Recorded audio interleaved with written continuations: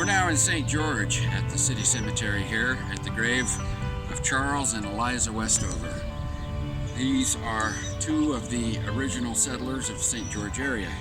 Charles is Edwin's little brother, and he was called in 1861 to come settle with the group of saints. I think there was about 150 to 200 of them or so that were called to come down here and to settle this area in the hopes of growing what they called the cotton mission, which was an effort to eventually grow cotton and make linens, things that they could use to make clothes out of. That's how fundamental things were in this area. When they first got here, in I think it was November or so, around that time of 1861, they endured 40 straight days and nights of rain, having just their overturned wagons to have shelter from that. And then it didn't rain for another 8 or 9 months.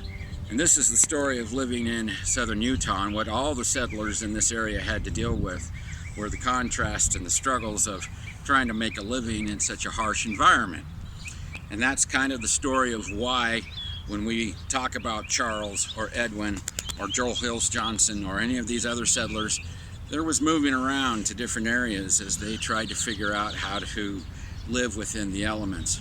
For Charles, he was here in St. George for a few years before he went a little to the north here to a place called Pinto, where he spent about a decade. Then he came back to St. George and settled in an area that, well, we would call it a suburb today. It's the city of Washington, which is a little bit further to the east, and we're going to visit there next and talk about what he did there and what the children of Charles and Eliza did living in this area.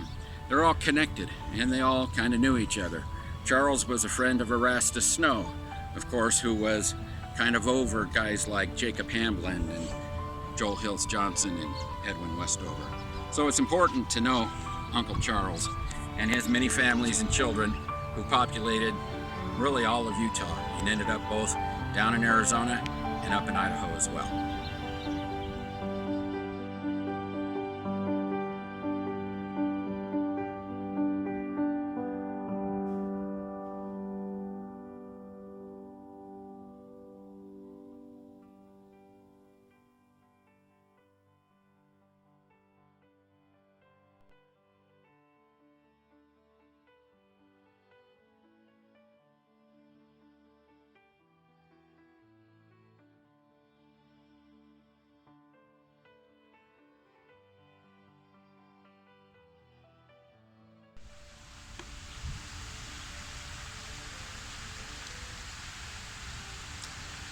Hello, we're at the St. George Temple, and I wanted to stop here briefly and talk about it.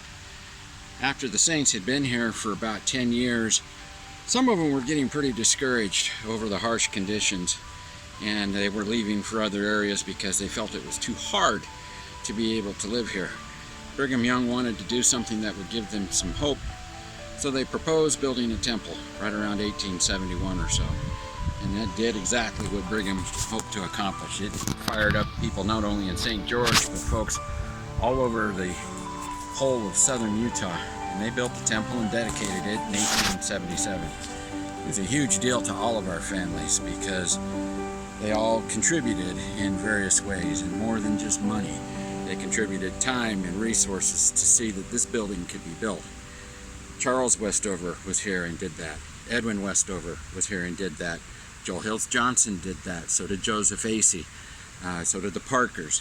In fact, when the temple was dedicated in 1877, it was the biggest news in the West, and as many people as possible could come. Even folks like Albert Smith up in Manti, and folks from Gunnison and all of those areas who were all family members or related in some way to us, came to St. George to participate in the dedication of the temple.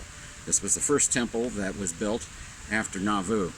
For Electa Westover, who was a mother to Edwin and to Charles, it was the culmination of her life dream. Having lost her husband at the age of 34 and being a widower at a young age with young sons, it was her entire wish to be able to be united as a family by means of the temple. So it was huge. And Electa spent the last several years of her life until she passed in 1888 working here in the temple on behalf of others. That's why we're here today.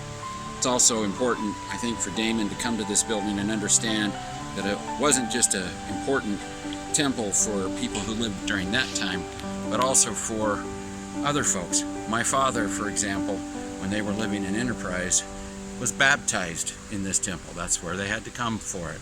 So for generations, we've had folks coming to this temple to do sacred works, and that's why it's important that we visit here often and remember the work that went into making this a reality.